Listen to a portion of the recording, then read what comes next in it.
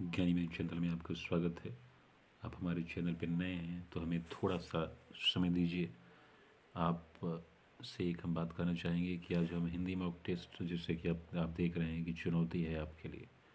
हम यहाँ पे एक यूपी राजस्व लेखपाल के लिए एक सीरीज चालू कर रहे हैं हिंदी मॉक टेस्ट की, और आपका गाना होगा तो आगे भी हम इसे कैरी करेंगे। और इसके बाद हम जीएस के लिए और ग्राम समाज के लिए भी इसे कंटिन्यू करेंगे इस सीरीज़ को, और हिंदी की सीरीज़ को भी। और इसमें जो क्वेश्चन का जो लेवल है बहुत अच्छा खासा है। आप इसमें कितना स्कोर कर रहे हैं ज़रूर कमेंट कीजिए। और आप हमारे चैनल पे नए हैं तो आपको हमारे चैनल को सपोर्ट करने की ज़रूरत है। हमारे चैनल को बहुत आपकी सपोर्ट की ज़रूरत है। तो और इसमें जो काफ़ी उच्च रखा गया है प्रश्नों के लेवल को, तो चलिए शुरू करते हैं अपने हम पहले क्वेश्चन की तरफ चलते हैं। और जो पहला क्वेश्चन है कि ऋण मुक्त में कौन सा समास है। ऋण मुक्त में कौन सा समास है, और जो इसका आप कुछ समय खुद सोच सकते हैं ऋण मुक्त कौन सा समास होगा। और इसका सही जवाब है अपादान तत्पुरुष। इसका कारण है कि इसको हम अगर इसका विच्छेदन करेंगे तो होगा कि ऋण मुक्त में अपादान तत्पुरुष है, क्योंकि कारक की विभक्ति से है और जो अलग होने का भाव प्रदर्शित करती है।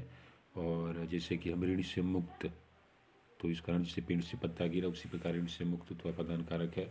दूसरा है भला मानस में कौन सा समास है।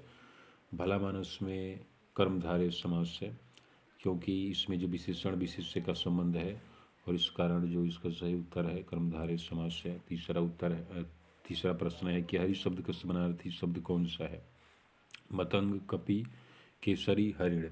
हम जानते हैं कि जो मतंग है, हम जानते हैं कि मतंग हाथी का होता है, और जो केसरी है वो सिंह का है, तो इसका सही उत्तर सिंह है।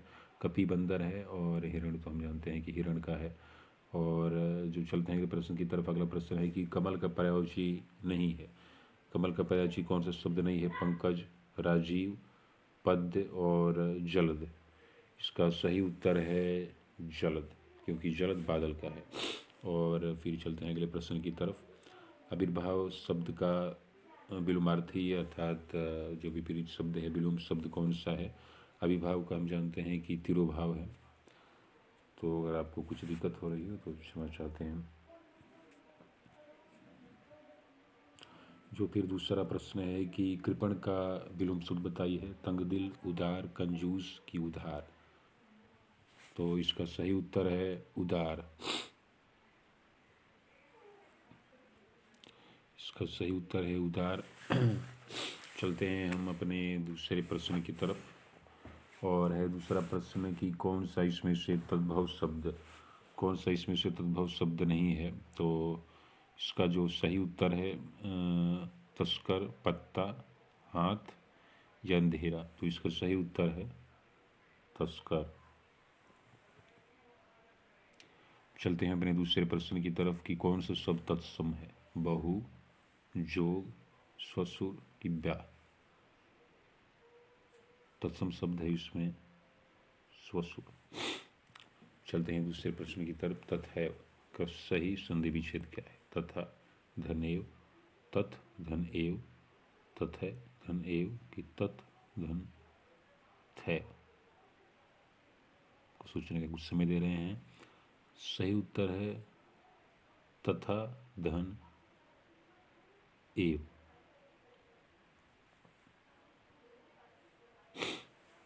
हम चलते हैं अपने दूसरे प्रश्न की तरफ। और जो दूसरा प्रश्न है उसमें कि जल, धन, औध, ओध, ये एक इसका संधि विच्छेद है।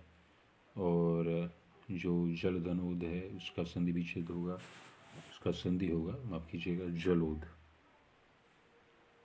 जलोध इसका सही संधि विच्छेद है, अरे संधि है। सही विकल्प का चयन कीजिए। वैकेंसी के लिए एक शब्द है, कम से कम इस सिलेबस में है आपके, और 2 प्रश्न कम से कम, या एक प्रश्न तो गारंटी समझिए। तो पहला है कि आदि से अंत तक। आदि से अंत तक, तो इसका सही उत्तर है आद्योपांत। इसका सही उत्तर है आद्योपांत। आप बाद में कमेंट कीजिएगा कितने आपने सही किए हैं। फिर उस एक है देवताओं का उपवन। देवताओं के उपवन को क्या कहते हैं? देवताओं के उपवन को कहते हैं हम नंदन कानन। आकंदा गांठ का पूरा लोकोक्ति का सही अर्थ क्या है? और सोचिए, सोचने के लिए आपको हम थोड़ा समय देते हैं। इसका सही उत्तर है मूर्ख धनी। हम चलते हैं अपने दूसरे प्रश्न की तरफ, और हमारा दूसरा प्रश्न है कि अंगूठी का नगीना। अंगूठी का नगीना मुहावरे का क्या अर्थ है? इसका सही अर्थ है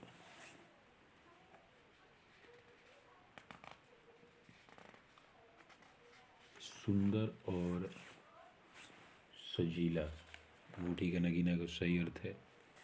तो ये हमारा दूसरे प्रश्न का उत्तर हुआ। हमारा दूसरा प्रश्न है कि मैं आपकी श्रद्धा करता हूँ। ये कैसा वाक्य है? शुद्ध है, शुद्ध है। अगर शुद्ध है तो इसको हम कैसे शुद्ध करेंगे? तो उसके लिए चार आपके सामने औसत है। मैं आपका श्रद्धा करता हूँ, मैं आप पर श्रद्धा करता हूँ, मैं आप पर श्रद्धा रखता हूँ, आपकी मैं श्रद्धा करता। इसका सही उत्तर क्या है? सही उत्तर है इसका मैं आप पर श्रद्धा रखता हूँ। फिर इसमें कौन सा वाक्य शुद्ध है? सीता ने यह कहा, सीता ने यह कही, सीता यह कही, सीता यह कहा। सही उत्तर है कि सीता ने यह कहा। बाकी सभी उत्तर गलत हैं। अशुद्ध वाक्य से कम एक प्रश्न आपका बनेगा। चलते हैं दूसरे शब्द प्रश्न की तरफ, जो है कि निम्नलिखित शब्दों में से कौन सा एक स्त्रीलिंग शब्द है? डोर, रस्सा, धागा, सूत। इसका सबसे आसान लिंग निर्णय क्या है कि आप इसे वाक्य प्रयोग कीजिए, दैनिक अपने क्रियाकलापों से उसे जुड़िए और बिल्कुल आप सही कर सकते हैं। और आप हिंदी में 25 में 24 तक भी सही कर सकते हैं। हमारे प्रैक्टिस सेट से जुड़े रहिए और लगातार हम आपका साथ देने के लिए तैयार हैं। इसका सही उत्तर है डोर एक स्त्रीलिंग शब्द है। फिर हम चलते हैं अपने दूसरे प्रश्न की तरफ। कवि शब्द का बहुवचन होगा। कवि शब्द का बहुवचन क्या है? कवि, कवियों, कवियाँ, कवियों। बताइए। सही उत्तर है इसका कवियों। चलते हैं अपने दूसरे प्रश्न की तरफ। क्रिया का आधार सूचित करने वाला कारक कौन है? अपादान कारक, अपादान कारक, संबंध कारक, अधिकरण कारक या संप्रदान कारक? सोचिए। इसमें क्रिया का आधार सूचित करने वाला जो कारक है वो है अधिकरण कारक। अधिकरण कारक बहुत बढ़िया प्रश्न है, आपको हर एक जगह नहीं मिलेगा। हमारे इस चैनल के साथ आप जुड़े रहिए, सपोर्ट कीजिए। आपको जो भी कुछ भी कहना हो ज़रूर हमसे कहिए। आपको गाली भी देनी हो तो ज़रूर दीजिए। जो भी कहना हो आपको, किस पर वीडियो करें, क्या इसमें दिक्कत है। फिर है कि इसमें वर्तनी से संबंधित जो प्रश्न है कौन सा इसमें सही है? तो इसमें सही है, इसमें किस वाक्य में, किस शब्द में कोई त्रुटि नहीं है।